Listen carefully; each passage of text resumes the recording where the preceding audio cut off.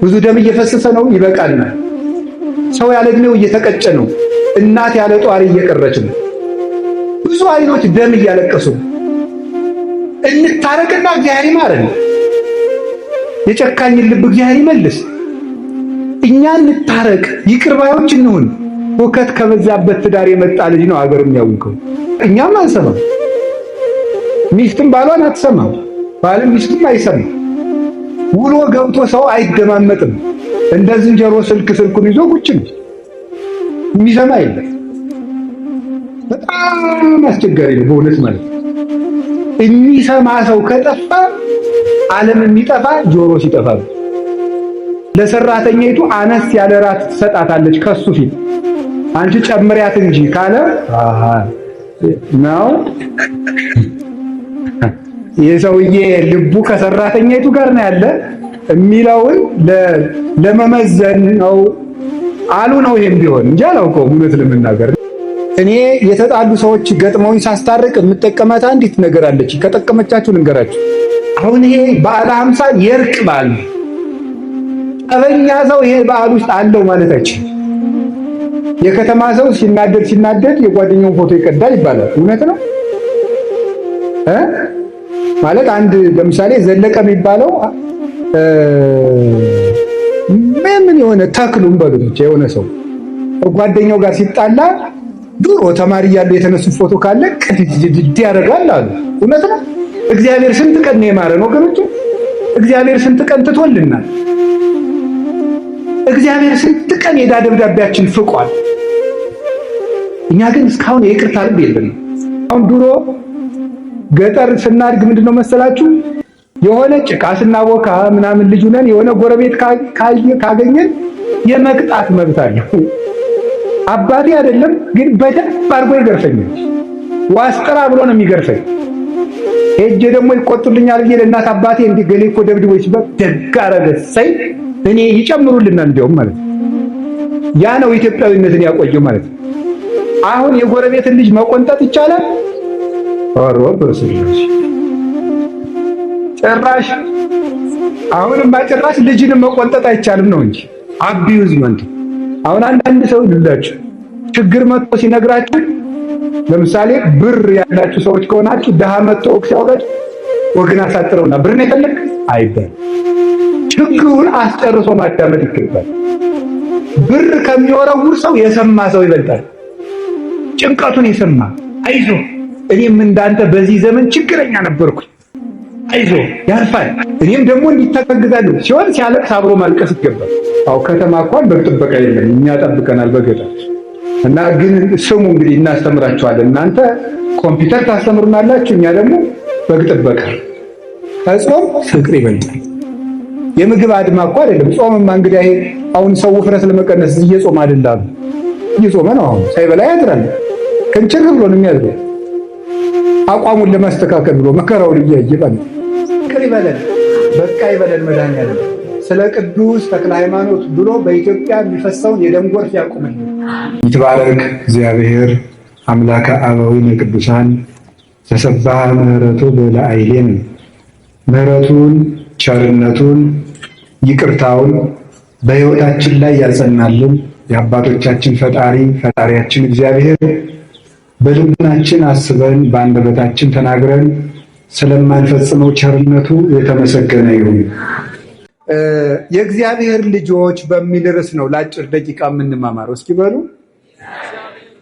ድገሙ፣ እንድገም።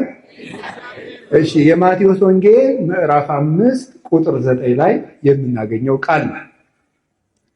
ብፁዓን ገባርያነ ሰላም እስመ እሙንቱ ውሉደ እግዚአብሔር ይሰመዩ የሚለው ነው። የእግዚአብሔር ልጆች እርቅን የሚያደርጉ ሰዎች ንዑዳን ክቡራን ናቸው፣ እነርሱ የእግዚአብሔር ልጆች ናቸው ይባላሉና ብሎ ጌታ ራሱ በምድር ተገልጦ ሲያስተምር የተናገረው ነው። አሁን እኔ ዛሬ የምነግራችሁ እዚህ የተሰበሰብነው የእግዚአብሔር ልጆች ስለሆንን ነው። የምናስቀድሰው የእግዚአብሔር ልጅ ለመሆን ነው። ንስሐ የምንገባው የእግዚአብሔር ልጅ ከመሆን እንዳንነጠል ነው። የምንጾመው የእግዚአብሔር ልጆች ለመሆን ነው። የምንመጸውተው የእግዚአብሔር ልጆች ለመሆን ነው። በአጠቃላይ የክርስትና የመጽሐፍ ቅዱስ መጨረሻው ምንድን ነው ሲባል ማዕከሉ ሰዎችን የእግዚአብሔር ልጅ ማድረግ ነው። እዚህ የተሰበሰብንበት ዓላማ የእግዚአብሔር ልጅ ለመሆን ነው። ሰው ቅዳሴ የሚማረው የእግዚአብሔር ልጅ ለመሆን ነው። ሰው የቅኔ መምህር የሚሆነው የእግዚአብሔር ልጅ ለመሆን ነው። ሰው የድጓ መምህር፣ የዝማሬ መምህር፣ የመጽሐፍ መምህር የሚሆነው የእግዚአብሔር ልጅ ለመሆን ነው። ሰው በተክሊል የሚያገባው የእግዚአብሔር ልጅ ለመሆን ነው። ሰው የሚመነኩሰው የእግዚአብሔር ልጅ ለመሆን ነው። ሰው ጳጳስ የሚሆነው ለሊደርሽፕ አይደለም፣ የእግዚአብሔር ልጅ ለመሆን ነው። ማንም ሰው የእግዚአብሔር ልጅ ነው። የእግዚአብሔር ልጅ ለመሆን ነው እዚህ የተሰበሰበው። የምንኖርበት ዓላማ የእግዚአብሔር ልጅ ለመሆን ነው። አንዳንድ ጊዜ መንገዱን መዳረሻውን ካላወቁ መንገዱን ይስቱታል አይደለም? የእግዚአብሔር ልጅ ለመሆን እንደምንኖር ካልገባን መንገዳችን ምን እንደምናደርግ አይገባንም ማለት። የእግዚአብሔር ልጅ መሆን ማለት እሱን መምሰል ማለት፣ አርአያውን አምሳሉን መምሰል። በነገራችን ላይ ኃጢአት ማለት ምን ማለት መሰላችሁ? ኃጢአት በዕብራይስጥ ቋንቋ ካታህ ይባላል። ካታህ ማለት ቱሚስ ዘጎል ማለት ነው። ምን ማለት ነው? ነጥቧን መሳት ማለት ነው። ዓላማን መሳት ወይም ደግሞ መመታት የነበረውን ዓላማ መሳት ማለት ነው። ኃጢአት ማለት እንደሱ ነው። ዓላማን መሳት ማለት ነው። ሰው የተፈጠረው እግዚአብሔርን ለመምሰል ነው። ስለዚህ ሲበድል ዓላማውን ሳተ ይባላል። ዓላማውን ሳተ። ኃጢአት ማለት ይሄ ነው ፍቺው። ኃጢአት እግዚአብሔርን ከመምሰል መሳት ማለት ነው። ዓላማን መሳት ማለት ጎልን ማሳካት ወይም ደግሞ ቱሚት ዘማርክ ይባላል። እሷ የተሰመረችልን መስመር ነጥቧን መሳት ማለት ነው። ሄደህ ሳትነካት መቅረት ማለት ነው። ስለዚህ ኃጢአት ማለት እንደተፈጠርክበት ዓላማ ሳትኖር መቅረት ማለት ነው። እሱ ነው ኃጢአት ማለት። ጽድቅ ማለት ደግሞ እግዚአብሔርን መምሰል ማለት ነው። በኦርቶዶክስ ተዋህዶ አስተምሮ መዳን ማለት ከቅጣት ማምለጥ ማለት አይደለም። መዳን ማለት ከእግዚአብሔር ጋር መኖር ማለት ነው። ኦርቶዶክሳዊት አስተምሮ ከዌስተርን ቴዎሎጂ ከሚባለው የሚለየው በዚህ ነው። የኛ የኦርቶዶክስ ተዋህዶ አስተምሯችን መዳን ምንድን ነው ተብላችሁ ብትጠየቁ በኦርቶዶክስ መዳን ማለት ከእግዚአብሔር ጋር መኖር ማለት ነው። እግዚአብሔርን መምሰል የቴዎሎጂ መምህራን ቲኦሲስ የሚሉት ነው። የግሪክ ቃል ነው። ቲኦሲስ ማለት እግዚአብሔርን መምሰል ማለት ነው። እግዚአብሔርን መምሰል ሱታፊ አምላክ ይባላል ሲተረጎም።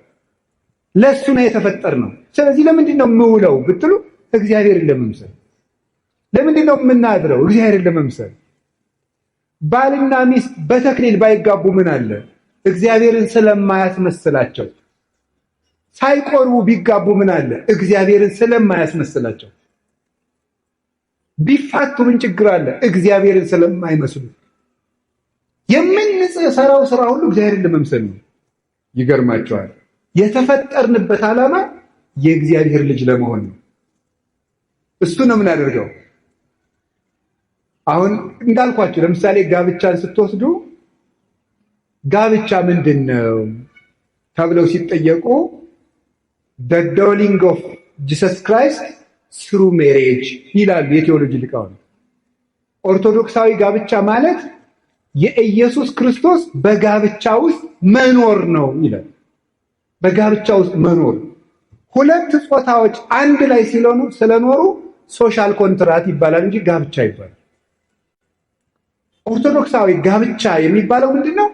ክርስቶስ በዚያ ውስጥ ሲኖር ማለት ነው። ስለዚህ ክርስቶስ የሌለበት ነገር ሁሉ፣ እግዚአብሔርን የማንመስልበት ነገር ሁሉ ፍሬ ነው። እዚህ የቆምነው እግዚአብሔር ክርስቲያን የሆነው ተቋም ውስጥ ለመሳተፍ አይደለም፣ እግዚአብሔርን ለመምሰል። እግዚአብሔርን ለመምሰል እኛ ሰይጣንን ሩጠን ለማምለጥ አይደለም ክርስቲያን የሆነው፣ እግዚአብሔርን ለመምሰል። አንድ ክርስቲያን ሰይጣንን ለማጥቃት ዓላማ አድርጎ ሲኖርና እግዚአብሔርን ለመምሰል ዓላማ አድርጎ ሲኖር የተለያዩ ነገሮች ናቸው። ሰው እግዚአብሔርን ለመምሰል በሚያደርገው ሩጫ ሰይጣን ሲቃወመው ሰይጣንን ተቃውሞ ያጠፋል እንጂ ሰይጣንን ለመቃወም የሚባል ክርስትና የለም። አሁን አንዳንድ ጊዜ ያለ አንዳንድ ሰው ለምሳሌ እኔ ብዙ ጊዜ እናገራለሁ፣ እየጸለየ እያለ ለምሳሌ እባብ ቢመጣበት ግድግዳው ላይ እባብ ብቅ ሲል ጸሎቱን ይጸልይና አሁን ስም ይፈራና ዘወር ብሎ አሁን ስም ያትቀደስም አለ ይሆን እንደ ስምጻ መንግስትከ ሄደ እንዴ ደግሞ ውዳሴ ማርያም ጨርሶ እስካሁን አላቃጠልኩትም እንዴ እያለ እየዞረ ያያል። ዓላማው እባቡን ለማሸሽ ከሆነ ጸሎቱ እባቡ ፍንክች አይሄድም። ዓላማው የጸሎቱ ዓላማ ክርስቶስን ፍለጋ ከሆነ ግን እባቡ ሰከንድ አይቆይም። ስለዚህ አያችሁ የጉዳያችን የትኩረት አቅጣጫ መለወጥ አለበት። ሰው ክርስቶስን ብሎ ይጸልያል እንጂ ሰይጣንን ለማጥቃት አይደለም የምንጸልየው። የፖዚቲቭ አፕሮች እና ኔጌቲቭ አፕሮች የሚባል ነው አሉ የእናንተ ዘመዶች የሚሉት። ስለዚህ ዲያብሎስን ለማሸነፍ ሳይሆን የምንጸልየው ክርስቶስን ለማግኘት። ክርስቶስን ለማግኘት በምናደርገው ሩጫ ዲያብሎስን እናሸንፈዋለን። የእሱን ክፋትም ጠንቅቀን ማወቅ አለብን እንዳያሰናክለን። እና ዘመዶቼ በምድር ላይ ልናጣው የማይገባ ሀብት የእግዚአብሔር ልጅ የመሆናችን ስልጣን። ቅዳሴ ስንቀድስ ካህኑ ጸጋሁ ለእግዚአብሔር ያሃሉ ምስለ ኩልክሙ፣ የእግዚአብሔር ጸጋ ከእናንተ ጋር ይሁን ማለት ሊቃውንት አባቶቻችን እንደሚተረጉሙት ሀብተ ወልድና ስመ ክርስትና ገቢረ ተአምራት ወመንክራት መንግስተ ሰማያት ይደረግላችሁ፣ የክርስቶስ ልጅነት ከእናንተ አይነጠቅባችሁ እያለ ነው ቄሱ የሚመርቀን። ጸጋሁ ለእግዚአብሔር ማለት ክርስቶስ በነፃ የሰጣችሁ ልጅነታችሁ አትወሰድባችሁ። ቅዱስ ጳውሎስ በሮሜ መልእክቱ በጸጋው ድነናል የሚለው በስራችን አይደለም፣ በጸጋው ድነናል የሚልበት ምክንያት ለምን ይመስላችኋል? የእግዚአብሔር ልጅ ለመሆን እኛ ያበረከትነው አስተዋጽኦ የለም፣ በቸርነቱ ነው የሰጠን ማለት ነው እንጂ ስራ አያስፈልግም ማለት አይደለም። ልጆቹ ያደረገን በቸርነቱ ነው፣ በምህረቱ ነው። ባሪያ እንኳን መሆን አይገባንም ነበር፣ በቸርነቱ ልጆቹ። አይገርባችሁም? ቅዱስ አትናቴዎስ ይናገራል በእንተ ቀዳማዊ ቃል የሚል መጽሐፉ ላይ ሲናገር ሰዎች እግዚአብሔር እንዲሆኑ የእግዚአብሔር ልጅ ሰው ሆነ ይላል። ሰው እግዚአብሔር ይሆናል እግዚአብሔር እንዲመስሉ ማለት ነው። አንተን ዳግመኛ ለመውለድ የእግዚአብሔር ልጅ ካንተ ተወለደ ይላል። ያንን ያደረገልን በጸጋው ነው፣ በምህረቱ ነው፣ በስጦታው ነው። ጥምቀቱን የሰጠን በስጦታው፣ ስጋው ደሙን የሰጠን በስጦታው፣ ክህነቱን የሰጠን በልግስናው፣ ቤተክርስቲያንን የሰጠን በልግስናው፣ የምንድንበትን የምንጠቀምበትን ስም ይዞ የመጣልን በጸጋው ነው። ያ ፍሬ እንዲያፈራ መሮጥ ግን ከሰው ልጅ ይጠበቃል። ይሄ ሲነርጂ ይባላል። የሰው ከፈቃድ እግዚአብሔር ጋር መስማማት ማለት ነው። ስለዚህ እግዚአብሔርን ለመምሰል ነው የተፈጠርነው። ከቃሉ ጋር ናችሁ እና የእግዚአብሔር ልጅ መሆን ነው ትልቁ ነገር። እግዚአብሔር በምድር ምን ስልጣን ሰጥቶናል ብትሉ አሁላችሁ ያላችሁ ስልጣን ነው፣ ትልቅ ስልጣን። ሁላችሁ መዘጋጃ ቤት ሳትሄዱ፣ ፍርድ ቤት ሳታሳውጁ፣ የሆነ ቦታ ሳትሄዱ እግዚአብሔር የሰጣችሁ ከሰማይ የሚደርስ አንድ ትልቅ ስልጣን አለ። እሱ ምንድነው? የእግዚአብሔር ልጅ መሆን። ወለእለሰ ተወክፍዎ ሀቦሙ ስልጣነ ውሉደ እግዚአብሔር ይኩኑ፣ በስሙ ላመኑና ለተቀበሉት የእግዚአብሔር ልጆች የሆኑ ዘንድ ስልጣን ሰጣቸው። ስለዚህ የእግዚአብሔር ልጅ መሆናችንን እንዳናጣ ነው። እግዚአብሔር ሆይ ምንድነው ልጅህ አድርገኝ ብለን መጠየቅ ያለብን። ስንጸልይ ምን ብላችሁ ጸልዩ ነው ያለ? እስኪ አንድ ጊዜ በሉ ሁላችሁ እንጂ ሁላችሁ አባታችን ሲገለበጥ እናንተ ምኖቼ ናችሁ ማለቱ ነው። አቤት ልጆቼ ናችሁ ማለት ነው። አባታችን ሆይ ማለት ልጆቼ ናችሁ። እግዚአብሔር ንጉሳችን ብቻ አይደለም አባታችን። ይገደዋል፣ ስለኛ ያሳስበዋል። ከልብስ በላይ ከምግብ በላይ ራሱን መገወል ለኛ ሞቶልናል። በጋላ አይደለም የራሱን ስጋን የፈተተ፣ ወይን አልቀዳልንም የራሱን ደም የሰጠ። እንዲህ ያለ እሱ አባታችን ነው ለእያንዳንዳችን። ታዲያ የእግዚአብሔር ልጅ የሆነው በምንድን ነው? በሃይማኖት፣ በጥምቀት፣ በቅዱስ ቁርባን በኩል የክርስቶስ ልጆች ሆነናል። የክርስቶስ ልጆች ከሆንን በሃይማኖት፣ በጥምቀት፣ በቅዱስ ቁርባን፣ በእምነት የእግዚአብሔር ልጆች ከሆንን ያን የእግዚአብሔር ልጅ መሆናችንን የምንገልጽባቸው ፍሬዎች አሉ። አያችሁ፣ ለመዳን ሰው ስራ ያስፈልገዋል የሚባልበት ምክንያት በዚህ ነው። በነፃ ልጆቹ አድርጎናል። በነፃ ልጆቹ ካደረገን በኋላ በጥምቀት ገብረ ሥላሴ ወለተ ሥላሴ ከተባልን በኋላ በጥምቀት ልጆቹ ከሆን በኋላ የሱ ልጅ የመሆናችን ፍሬዎች አሉ ከኛ የሚጠበቁ። እነዚያን ፍሬ ሲያጣ ፍሬ የማያፈራውን ዛፍ ይቆርጡታል፣ ወደ እሳትም ይጥሉታል። ያ ነው ያለ ስራ መዳን አይቻልም የሚባለው። የእግዚአብሔር ልጆች ካደረገን በኋላ የእግዚአብሔር ልጅ ሆነን እንድንቀጥል የሚያደርገን ምንድን ነው ስትሉ የመጀመሪያው እርቅ ነው። እስኪ እርቅ በሉ ነገሩኝ እንጂ። አዎ አሁን ዛሬ በዚህ በባለ 50 ቅዱስ ያሬድ ብሏል፣ ምድርኒ ትገብር ፋሲካ ታጽባ በደመ ክርስቶስ። ምድር ራሷ በዓሉን ታከብረዋለች በክርስቶስ ደም ተቀድሳለችና ብሏል። አሁን ሰማይና ምድር በክርስቶስ ደም ታርቀዋል። አሁን ይሄ በዓለ 50 የእርቅ በዓል ነው። ጠበኛ ሰው ይሄ በዓል ውስጥ አለው ማለት አይችልም። የእርቅ በዓል ነው። እርቅን የሚያደርጉ ሰዎች ብፁዓን ናቸው። የሚያስታርቁ ሰዎች ብፁዓን ናቸው። እነሱ የእግዚአብሔር ልጆች ይባላሉ። አሁን ቅድም ነግሬያቸዋለሁ። መጀመሪያ የእግዚአብሔር ልጆች የሆነው በምንድን ነው? ይኸው ስትረሱት በጥምቀት በሉ እንጂ በሉ በሃይማኖት በሉ በቅዱስ ቁርባን። በዚህ ምን ሆነናል? አሁን ይሄ የእግዚአብሔር ልጅ የመሆናችን ፍሬ ደግሞ ይጠበቃል። አንዱ ምንድን ነው አልኳችሁ? እርቅ ነው። መታረቅ ሰውን የእግዚአብሔር ልጅ የሚያስብለው ነው። የማይታረቅ ሰው የእግዚአብሔር ልጅ ነኝ ማለት አይችልም። ክርስቲያን የእግዚአብሔር ልጅ ነው። የማይታረቅ ልጅ ደግሞ የእግዚአብሔር ልጅ አይደለም። እግዚአብሔር እርቅ ወዳጅ ስለሆነ ነው። እግዚአብሔር እንዴት ያለ አስታራቂ መሰላችሁ? መጀመሪያ እግዚአብሔር በስነ ፍጥረታትን አስታርቆ ነው ያኖራቸው። ውሃና እሳት ጠበኞች ናቸው፣ እውነት አስር። ነፋስና መሬት ጠበኞች ናቸው፣ እውነት አስር። አሁን እኛ ከምን ተፈጥረናል? ከነፋስ፣ ከመሬት እና ከውሃ ከእሳት። እነዚህ ጠበኞች አንድ ላይ ተስማምተው ምን ይባላሉ? ሰው። አንድ ላይ እየኖሩ ነው። እግዚአብሔር የእርቅ አምላክ ስለሆነ እሳትና ውሃን አንድ ላይ አድርጎ ሰው አድርጎታል። መሬት ነፋስን ይጋርደዋል፣ ነፋስ መሬትን ይጠርገዋል። አስማምቶ ግን እግዚአብሔር ሰው አድርጎታል። እግዚአብሔር አስማምቶ ፍጥረትን ፈጠረ። እግዚአብሔር እንደው እርቅ እንደሚወድ ከማይባቸው ታሪኮች ውስጥ አንድ ሁለት ይገርሙኛል። የመጀመሪያው አዳም የተሳሳተ ጊዜ ያደረገው አዳም ዕፀ በለስን በልቶ፣ መቼም የሰባኪ ስብከት መለማመጃ አዳምና ሔዋንን መውቀስ ነው ይባላል። እኔ ግን እንደው እንዲች ብዬ አልወቅስም። እነሱ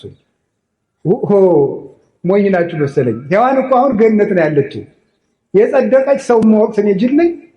እሷ ጸድቃለች። የኔ ገና ዕዳዬን አላወቅኩም። አዳም ጸድቋል። ደሞስ በማን ላይ ቁመሽ እግዚአብሔርን ታምያለሽ ይባላል። ደግሞስ ማን በወል ይሄ ክርስቶስ እኮ ሰውን ያዳነ ሔዋን ልጅ ብትወልድ እኮ ነው። ሔዋን እኮ ውላልናለች፣ እናታችን ናት። በእውነት አዳም አባታችን ነው። ንስሐ ገብቶ ነው ክርስቶስ የተወለደልን። አሁን አዳም በተሳሳተ ጊዜ እርቃናቸውን ሆነው አዳምና ሔዋን ሄደው በለስ ውስጥ ተሸሸጉ። እንዲያውም መጽሐፍ ቅዱስ ምንድን ነው የሚለው? ሔደው ከእግዚአብሔር ፊት ተሸሸጉ ይላል። ምክንያቱም ሄደው የተሸሸጉበት ቦታ ራሱ የማን ፊት ነው?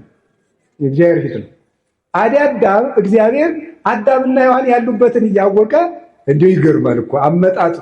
በሰርክ ጊዜ ይሄን የገነቱን ቅጠሉን ምኑን ኮሽ እያደረገ አዳም በየት ነህ አለ እያለ መጣ። አይገርማችሁም?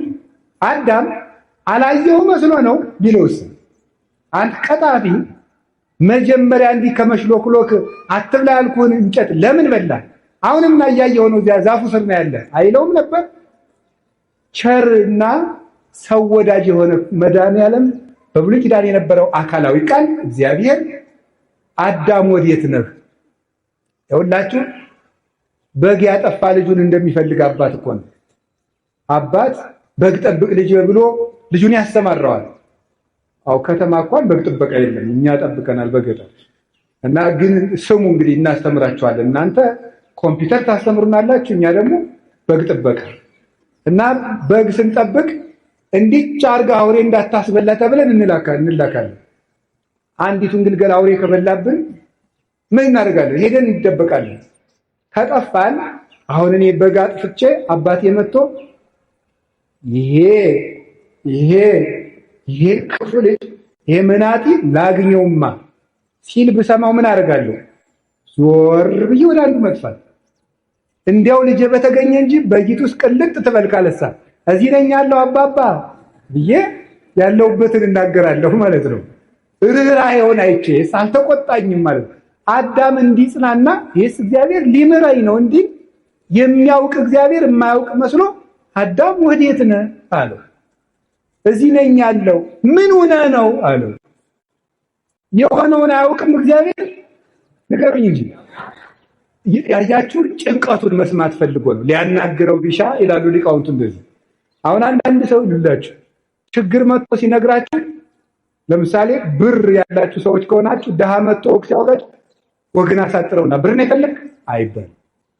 ችግሩን አስጨርሶ ማዳመጥ ይገባል። ብር ከሚወረውር ሰው የሰማ ሰው ይበልጣል። ጭንቀቱን የሰማ አይዞ እኔም እንዳንተ በዚህ ዘመን ችግረኛ ነበርኩኝ፣ አይዞ ያልፋል፣ እኔም ደግሞ እንዲተጋግዛለሁ ሲሆን ሲያለቅስ አብሮ ማልቀስ ይገባል። በቀር ግን ምንድነው ዝም በላተ ጉዳይ ገብቶኛል፣ አጠር አድርጎ ብዙ ጉዳይ አለብኝ መስማት የምትችሉበት እድል ከሌላችሁ ለሌላ ቀን ቅጠሩት። ሰው ዛሬ ያጣ የሚሰማው ሰው ነው።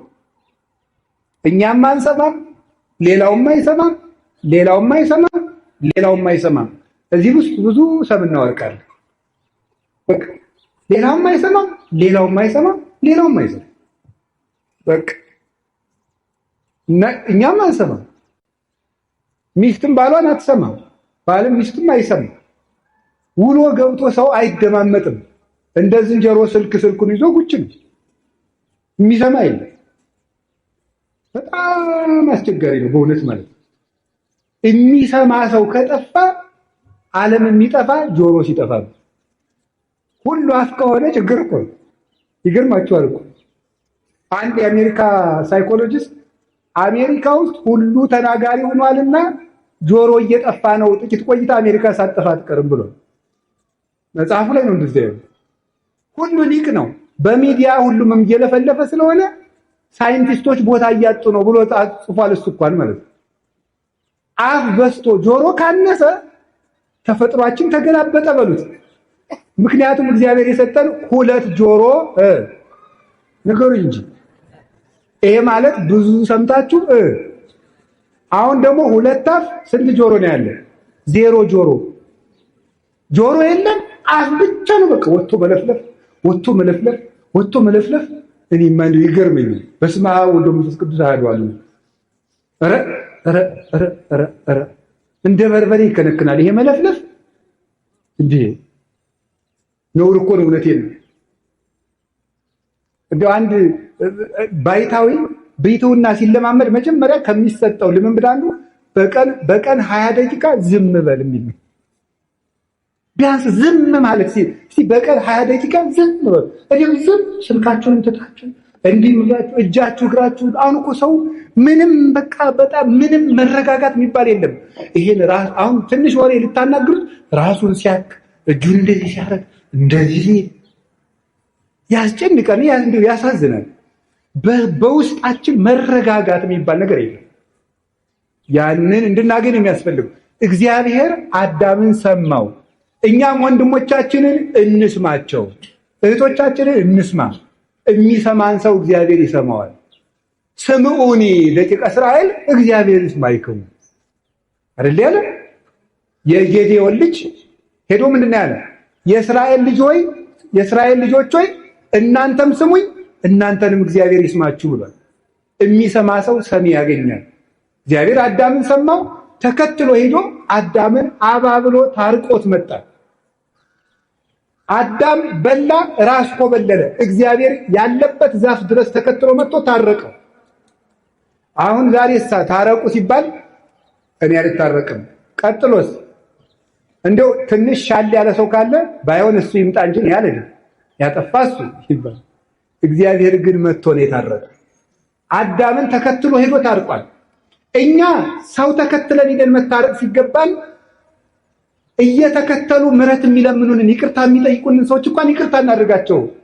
ይሄ ታዲያ እግዚአብሔር ልጅ ያሰኛል? ስሳ ለሰላም ወዴግና ሰላምን ፈልጋት ተከተላት ይላል ቅዱስ ዳዊት። ፈልጋት ማለት ታረቅ፣ ተከተላት ማለት አልታረቅም ካለ ቤቱ ድረስ ተከትለ ሄደ ታረቀው። ለምነ ታረቅ፣ አንተ ለምነ ታረቅ። ሰውየው መምጣት ቢያቅተው ትዕቢት ነው እንደሚያደርገን። ውስጣችን ያለው ራስ ወዳድነት ነው እንዳንታረቅ የሚያደርገን። ስለዚህ የእግዚአብሔር ቤተሰቦች ተከትሎ ሄዶ የሚታረቅ መሸነፍ አይደለም። ኦርቶዶክሳዊ ሰው ተበድሎ ተከትሎ ሄዶ በር ቢዘጋበት አንኳክቶ የሚታረቅ ሰው ተሸናፊ አይደለም፣ እግዚአብሔርን ይመስላል። እርቅ መለመን እግዚአብሔርን ያስመስላል። እንዲሁ በሞት ያፈርሰውን ዛሬ የምነግራችሁ ዛሬ ከሰዓት ጀምራችሁ ለምናችሁ ቢሆን ታረቁ የተጣላችሁን ሰው።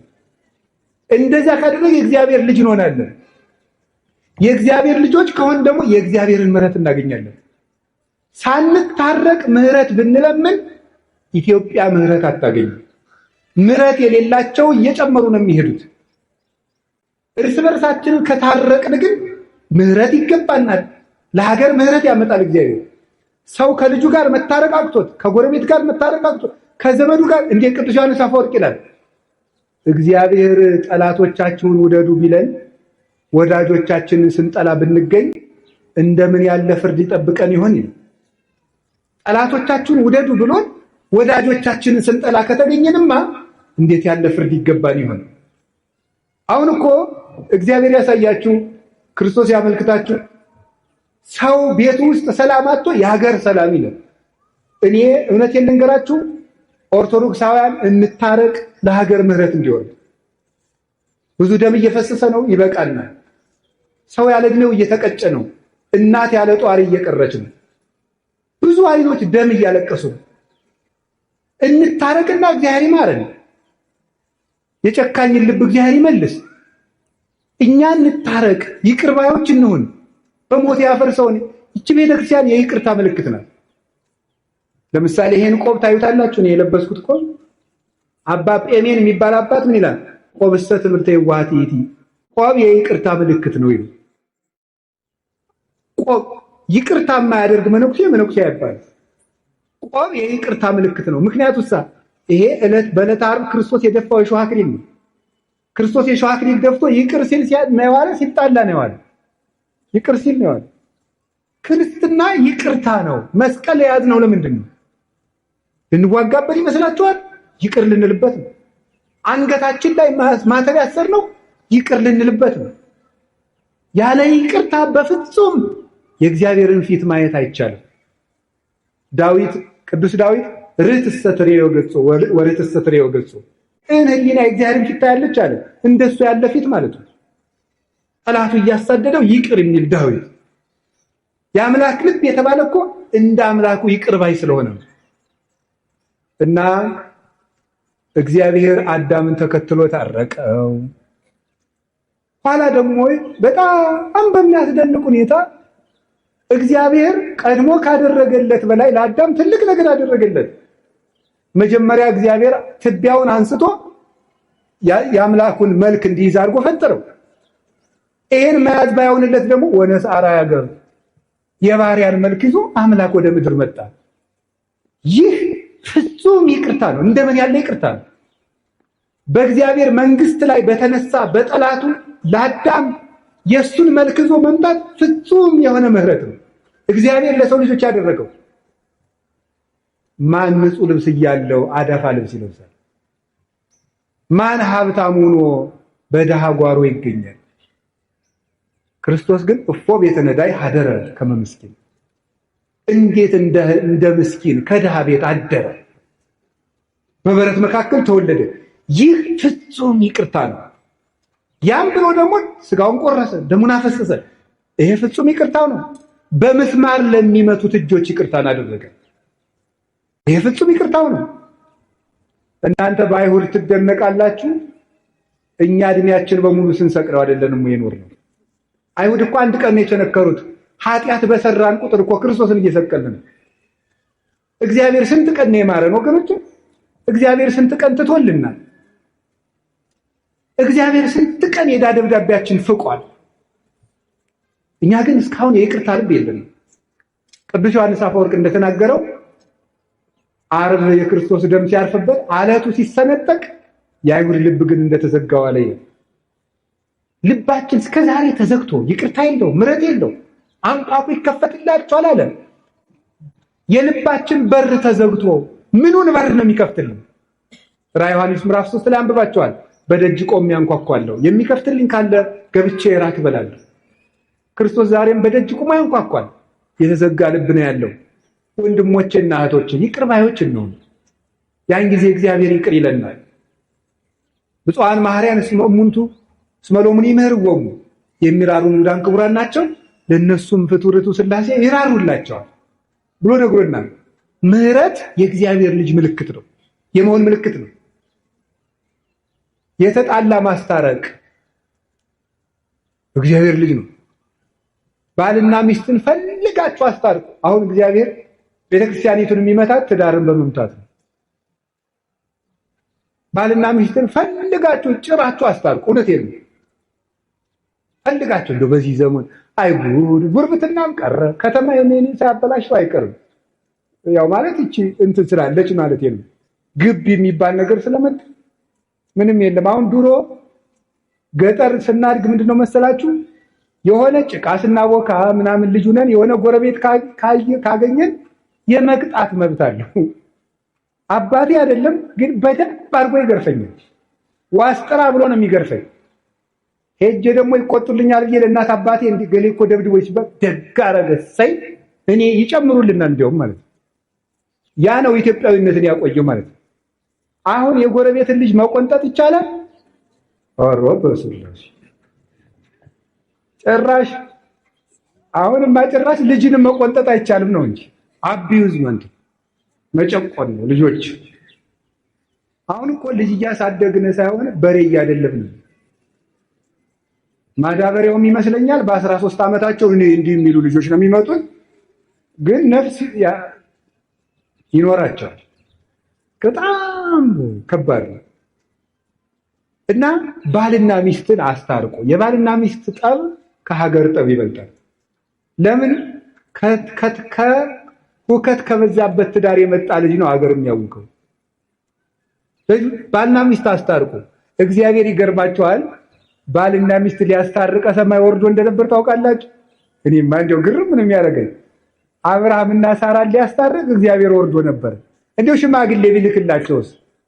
ወርዶ እግዚአብሔር ከሰማይ አብርሃምና ሳራ ተጣልተው እናታችን ሳራ መካን ሆና በኋላ አንድ ቀን ከገረዲቱ ውለድ ብላው ከአጋር ወልዶ እንደገና ደግሞ አጋር ደግሞ በሳራ መኩራት ጀምራ ከዚያ በኋላ ደግሞ ሳራን እግዚአብሔር ሳራን እግዚአብሔር ጎብኝቷት ይስሐቅን ወልዳ ደግሞ ሳራ ደግሞ እንደገና ደግሞ ትንሽ ትዕቢት ነገር ጎብኝቷት ምን አደረገች? የኔ የእመቤቲቱ ልጅ ከባሪያ ልጅ ጋር አይጫወትም ብላ ጠብ። እንግዲህ ብዙ እንግዲህ ትዳር ጠብ የሚመጣው በሰራተኛ ነው። እኔ ካሁን ቀደም አስተምሬ ያውቃለሁ። ባልና ሚስት አንድ ቤት እየኖራችሁ በሰራተኛይቱ ምክንያት ጠብ ከመጣ ከሚስቶቻችሁ ጎን ቁሙ። ገብቷችኋል አይደለም?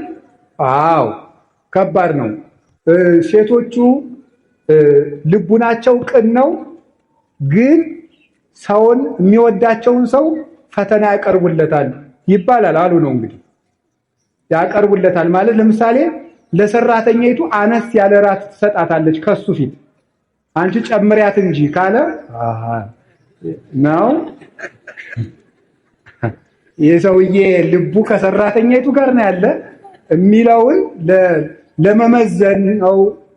አሉ ነው ይሄም ቢሆን እንጂ አላውቀውም እውነት ለመናገር እና የዚያ ጊዜ ዝም ነው ማለት ያለብህ አንተ። ኋላም ትጨምራት ነገም ታብላት። አሁን ከየት አገኘኸው ሲባል ከመጽሐፍ ቅዱስ። እግዚአብሔር ሳራና አብርሃም ሳራና አጋር ሲጣሉ እግዚአብሔር ምንድን ነው ያለው? ሳራን ስማት አለ። ሰራተኛይቱ ምን ትበላለህ? አስወጣት። ከባድ ነው። ድሃ ግን አስለቅሶ አላልኩም። ሰራተኛ ጨቁኖ አላልኩም። እሷ እንዴት ትሆናለች? ሸኛት፣ ለሷ ምን ያለውላት አለ። እሷ የወለድከውንም እባርክልሃለሁ አለ። ሸኝቶ ሰደዳት። አሁን ጉዳዩ ስለ ሳራ ስለ አጋር ስለ አብርሃም ርዕሳችን አይደለም። የገረመኝ የአንድ ባልና ሚስት የአንድ አባውራ ጠብ እግዚአብሔር ገዶት ከሰማይ ወርዶ ባልና ሚስት ሲሸመግል መገኘቱ ነው። ምክንያቱም እግዚአብሔር የእርቅ አምላክ ነው። የጠብ ትንሽ የለም። የዓለማት ጌታ ሁለት ሰው ሊያስታርቅ ከሰማይ ወርዶ መጣ። ያይገርማችሁ? እርቅ ቀላል ነው። እግዚአብሔር ከሰማይ የወረደበት ርዕሰ ጉዳይ ነው እርቅ። ክርስቶስ ሰው የሆነው ሊታረቅ ነው። እርቅ ትልቅ ነገር ነው። ከቃሉ ጋር ናችሁ? ከቃሉ ጋር ናችሁ? እግዚአብሔር ከሁላችን ጋር ይሁን። በቅዱስ መጽሐፍ ፊልሞና መልእክት የሚባል ታውቃላችሁ አይደል? እስኪ ማታውቁት ፊልሞና መልእክት የሚባል እስኪ ሰምቶ የማያውቅ እጁን አውጡ። ካሜራውን ተው እናንተ ተው ከቤታችን ይከደን። እግዚኦ መቻላችሁ እናንተ። እንዲሁ እውነቴን እኮ ነው። እንዲሁ ነውር አይደለም። እስኪ አንድ ጥያቄ ልጠይቃችሁ። ሌላ ጥያቄ ልጠይቃችሁ። ሊዮናርዶ ዳቪንቺን የሚያውቅሽ አውጡ። ሊዮናርዶ ዳቪንቺን የሚያውቅ ሞናሊዛን የሳላት ማለት ወይ? በሁለቱም እንዲያናችሁ እንዴ? አውጡ ሞናሊዛ ይሄን እዚህ ላይ በርታለች። አሁን ሊዮናርዶ ዳቪንቺን እያወቃችሁ የአምላካችሁን መጽሐፍ አታውቁም? ነውር አይደለም? ነውር ነው። ተው በሞት እንተዋወቅ ከእግዚአብሔር ጋር። የእግዚአብሔርን መጽሐፍ እንዴት ነው የማታነቡት? አሁን እኔን እንደ ሐኪም ቁጠሩኝ። ግድ የለም ቄስ ሐኪም ነው። አይዟችሁ ስለ ራሱ እያወራ ነው እንዳይመስላችሁ። የለም እኔ ያልኩኝ አሁን ቄስ ሐኪም ነው የሚለውን ብቻ ነው። በቃ ዝም ብሎ አባገር ኪዳን የሚባለውን ፐርሰናሊቲ ተውትና ዝም ብሎ ሰው ቄስ አድርጉኝና ሐኪም ነው። አሁን መድኃኒት እያዘዝኩላችሁ ነው። በቀን አንዳንድ ክኒን ዋጡ ቢላችሁ ሐኪሙ ትውጣላችሁ? አትውጡ? በቀን አንዳንድ ምዕራፍ መጽሐፍ ቅዱስ ዋጡ። እሺ በሉ እንጂ። እሺ በሽተኛው ለሐኪሙ ሄዶ አሞኛል ምንክን ራሴ እንደገና 70% የበሽተኛው ህመም የሚታወቀው ከታካሚው ሂስትሪ ነው ይላሉ ሐኪሞች። እሱ ከሚያቀርበው ኢንፎርሜሽን በዚያ ካልተግባባ በሽታው አይገኝም። አሁን የገጠር ሰው ብዙ ጊዜ ሊታከም ሄዶ ባለመግባባቱ በሽታው አይገኝም። ምን ያደርጋል ሲል ይጎሸምጠኛል። ይሄ መጎሽመጥ ምን እንደሆነ እንግዲህ አይታወቅም በሐኪሙ ማለት ነው። አንዳንዱ ሰው ደግሞ ሄዶ ምን ይላል መሰላችሁ? ምንድነው የሚያም ሲባል አንተ ወቀው እንጂ ሐኪም ያውቅ መስሎኝ እንደዚህ ይላል። አያችሁ፣ ከሐኪሙ ጋር ኮሚኒኬሽን ከሌለ መድኃኒቱ አይገኝም። አንዳንዱ ሰው ካልተናገርክ እንዴት ትታከማለህ? ንስሐ ግቡ ማለት እሱ እኮ ነው ሕክምና፣ በሽታን መናገር ማለት ነው። ከዛ መድኃኒት ይታዘዝልና አሁን አንድ ነገር ልንገራችሁ። አንድ ሰው ለሐኪሙ ሄዶ በሽታውን ተናግሮ ይኸውልህ ሰማችሁኝ፣ በሽታውን ተናግሮ ሲጨርስ ጨጓራ መሆኑ ታወቀ። ለምሳሌ ጨጓራ ማለት ጋስትራይት ነው። እሱ ማለት በምናምን ባክቴሪያ አድርጎ በምን ተነግሮ ሙከስ መንብሬን ሲላጥ ምን እንደዚህ ብሎ የሚመጣ ነገር ነው። እነዚህ ደግሞ ነገሮች ከእንትን ጋር ኮኔክት አድርገው ብሎ ያው ስለማላውቀው ብሎ ሌክቸር ቢሰጠውና በልቤት ክንት ቢለው ሰውየው ይድናል አይድንም? አይድንም። የሚድነው መድኃኒት ሲያዝለት ነው። ስለ ጨጓራ በመስማት ጨጓራን መዳን አይቻልም። የጨጓራ መድኃኒት በመውሰድ ነው። ለጥንቃቄ ይረዳ ይሆናል። እየሰሙ ብቻ በመሄድ መዳን የለም። ሄዶ ማድረግ ነው። አንድ ምዕራፍ መጽሐፍ ቅዱስ በቀን አዝዤላችኋለሁ። እንግዲህ ያው እግዚአብሔር እዚህ አዞናል። እንግዲህ መቼስ ከናጢያታችን ቢሆን እዚህ ተላላኪ አድርጎን ነው። አንድ ምዕራፍ መጽሐፍ ቅዱስ ለራሳችሁ እስቲ ቃል ግቡና አንድ ምዕራፍ መጽሐፍ ቅዱስ ሳላነብ አልተኛም ብላችሁ ለ24 ሰዓት አንድ ምዕራፍ መጽሐፍ ቅዱስ አንብቡ። እሺ በጣም ጥሩ። ከዚያም እንግዲህ የፊልሞና መልእክት በመጽሐፍ ቅዱስ አንድ ምዕራፍ ያለው መጽሐፍ ቅዱስ ነው። ልክ እንደ ይሁዳ መልእክት ማለት ነውና በጣም የሚያስገርማችሁ ለምንድን ነው ፊልሞና መልእክት ከሁሉም መጽሐፍ ቅዱሶች ከሚያስገርመው ጠባዩ አንዱ አንድ ባሪያንና አንድ ጌታን ለማስታረቅ የተጻፈ መጽሐፍ ነው። በጣም እኮ ነው የሚገርማችሁ። ስለ እርቅ ትልቅነት ነው አረሳችን። ፊልሞና የሚባል አንድ ትልቅ ሰው ነበር፣ ባለጸጋ። አናሲሞስ የሚባል ባሪያ ነበረው። ዛሬ ሰራተኛ ተብሏል። አሁን ያው መቼስ እንትን እያለ አይደል፣ ቀለም እየተቀባ ነው ሁሉ ነገር። አሁን ሰራተኛ ተብሏል።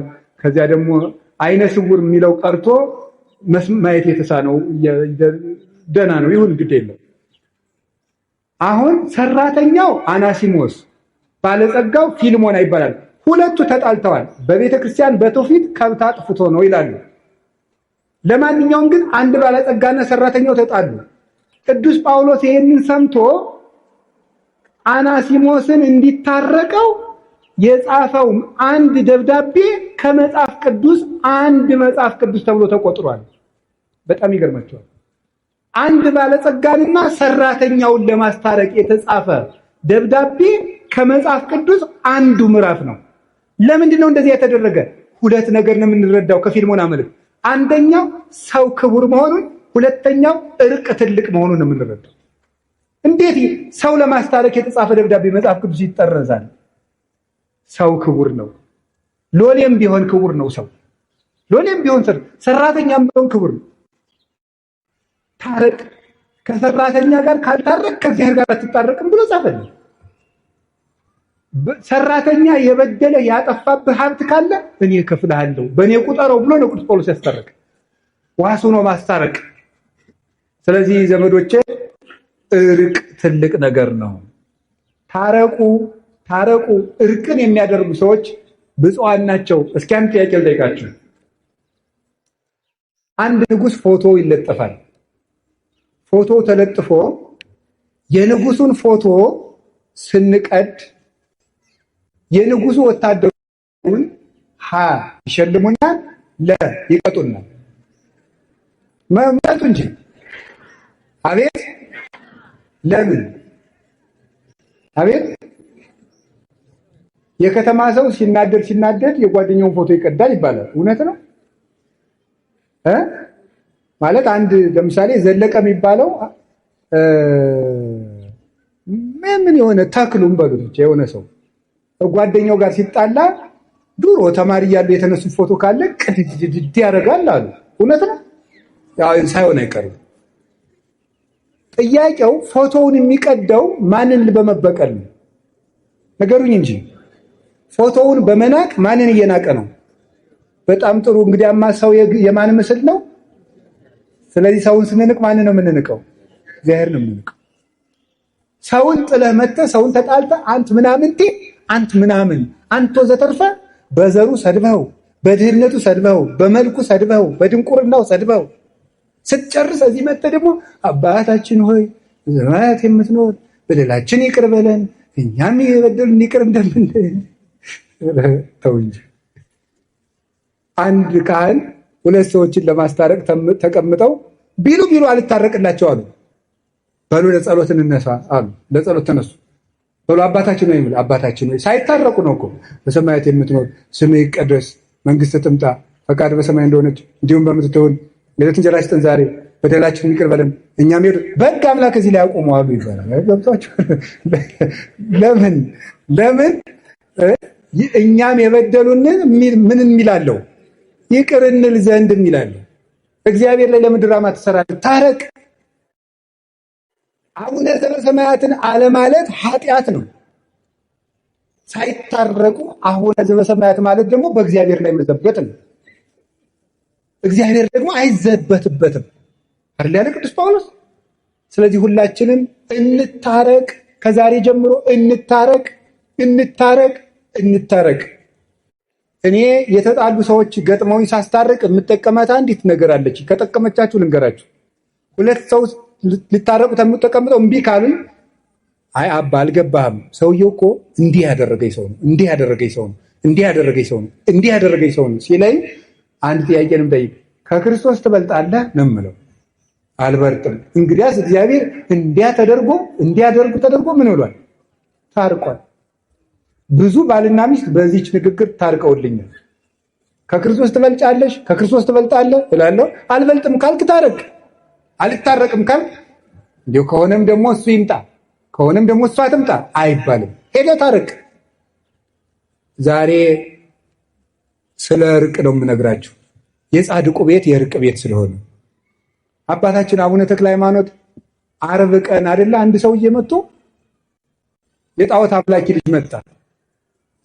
ከዚያ በኋላ ውሃውን ባርከው ወተት አድርገው ጠጣ አሉት። አይ መርዝ ልትሰጡኝ ስለምትችሉ ቅመሱልኝ አሉ። ደቀ መዝሙራቸውን ቅመስለት አሉት። እንዲህ አባታችን በጾሙ አሉ። ልጄ ከጾምማ ፍቅር አይበልጥም አሉ አቡነ ተክለ ሃይማኖት። ከጾም ፍቅር ይበልጣል። የምግብ አድማ እኮ አይደለም። ጾምማ እንግዲህ አሁን ሰው ውፍረት ለመቀነስ እየጾም አይደለም፣ እየጾመ ነው። አሁን ሳይበላ ያድራል። ከንችር ብሎ ነው የሚያድረው፣ አቋሙን ለማስተካከል ብሎ መከራውን እያየ ማለት። የጾምማ ጉዳዩ ፍቅር ነው። ፍቅር ከጾም ይበልጣል። ስለዚህ የእርቅ ቤት ላይ ነው የቆመው። የተክለ ሃይማኖት ልጆች ከሆን እንታረቅ። ዛሬ ጀምራችሁ ሄዳችሁ ታረቁ። ሰው ልካችሁ የተጣላችሁትን ይቅር ባዮች ሁኑ። ቤታችሁን ይቅርታ አስለምዱት። ሕፃናትን ሳይቀር ይቅርታ የመጠየቅ ልምድ በቤታችሁ ገንቡ። ባለትዳሮች ሕፃኑን ልጃችሁን የ5 ዓመቱን ልጅ እናንተ ካጠፋችሁ ይቅርታ ማለት አለባችሁ። ነገ ይሄ ልጅ ይቅርታ ይጠይቃል ማለት ነው። ይቅርታን ያውቃል። ባል ከልጆቹ ፊት ሚስቱን ይቅርታ ብሎ ማሳየት አለበት። ሚስት ከልጆቿ ፊት ይቅርታ፣ ነገ እሱ ባል ሲሆን ሚስቱን ይቅርታ እንዲጠይቅ፣ ነገ እሷ ሚስት ስትሆን ባሏን ይቅርታ እንድትጠይቅ። ይቅርታን ስላልተማርን ነው አሁን ይሄ ተራራ ልብ ይደድ ብለን እንደ ዶሮ አውራ ዶሮ ነው እንደዚህ ኩፍስ የሚለው። አውራ ዶሮ ይመስል ልባችንን አሳብጠን ነገ ክርስቶስ ለሚነደው የእግዚአብሔር ልጅ የሚያደርገን እርቅ ነው። አሁንም ስለ እርቅ ትልቅ ነገር፣ ሰውን መንቀፍ፣ በሰው ቂም መያዝ፣ ወንድምን መጸየፍ እግዚአብሔርን ከኛ ይሰውረዋል። ይገርማቸዋል። ሰውን በልብ ራሱ መታዘብ። አንድ መልአክ የሚገለጥለት አንድ ሰው ነበር። በጣም የተጠቀመ የበቃ ቅዱስ ነው። ደግሞ አንድ አስመሳይ ሰው ነበር። ያ ሰው ጽድቅ ያደርጋል። የሚያደርግ ግን ሰው ሲያየው ነው። ወይም ጽድቅ የሚያደርገው ሰው እንዲያየው ነው። እና አንድ ቀን ያ መልአክ የሚገለጥለት የበቃው ቅዱስ ያኛው ለሰው ብሎ ጽድቅ የሚያደርገው ሰው ሲመጣ ሲያየው አለ። ምንም አላለ። እንደዚህ ነው ያለው። እንደዚያ ሲል መልአኩ ከፊቱ ተሰወረ። በኋላ ጸልዮ ሲገለጥለት እግዚአብሔር ለምኖ ሲገለጥለት ለምንድን ነው የተሰወርከኝ ሲለው ለምን ባልንጀራህን ትነቅፋለህ? ዛሬ ለሰው ብሎ ጽድቅ ቢሰራ ነገ ለእግዚአብሔር ብሎ መሰራት ይጀምራል። ልጅም እንደ ዕድሜው ነው የሚያስበው፣ ኃጢአተኛም እንደ አቅሙ ነው የሚያስበው። ማሳደግ ነው እንጂ መወርወር ምን ያደርጋል ነበር ያለው። ስለዚህ የእግዚአብሔር ቤተሰቦች ሰው ምን እንደሆነ ማን ያውቃል? የሰውን ልብ ማን ያውቀዋል? ጥልቅ ነውና ብሏል ነቢዩ ኤርምያስ። የሰውን ልብ የሚያውቅ የለም። ሰው ምኑ ነው ሰካራም እንደሆነ በምን ታውቃላችሁ? ዘመን ጥሎት ይሁን፣ አጥቶ ይሁን፣ በአስተዳደግ ተበድሎ ይሁን፣ አደጋ ደርሶበት ይሁን፣ ጎዳና ላይ የወጣ በምን እንደሆነ በምን ታውቃላችሁ? አናውቅም። ለማናውቀው ወንጀል እንዴት ፍርድ እንሰጣለን? ምክንያቱን እናውቃለን። እኛ እገሌ ለምን ሰካራም እንደሆነ አናውቅም እኮ። ሰው ወዶ ሌባ ይሆናል ብላችሁ ነው? የሚሆንም ይኖራል። እንዘንለት ገሃነምን ባያውቅ ነው ብለን እንራራለት። እንታረቅ፣ ሰውንም እናስታርቅ። ብዙ ስለ እግዚአብሔር ልጅነት ላስተምር የፈለግኩት ብዙ ነበር፣ ይበቃኛል። በባለ 50 እስከ 6 ሰዓት ላጾማችሁ አልፈልግም። ስለዚህ መድኃኔዓለም የሚታረቅ ልብ ይስጠን፣ ታርቀን ደግሞ እሱ ይታረቀን፣ ይቅር ይበለን፣ በቃ ይበለን። መድኃኔዓለም ስለ ቅዱስ ተክለ ሃይማኖት ብሎ በኢትዮጵያ የሚፈሰውን የደም ጎርፍ ያቁምልን፣ ሰላም ያሳየን፣ የሰላም ብርሃን ይላክልን። በተዘጋ ቤት ላሉ ደቀ መዛሙርቱ የትንሣኤውን ብርሃንና ሰላም የሰጠ ጌታ ለሀገራችንም የፍቅር፣ የሰላም፣ የአንድነት ብርሃን ይላክልን። ስብሐት ለእግዚአብሔር። ይቆያል።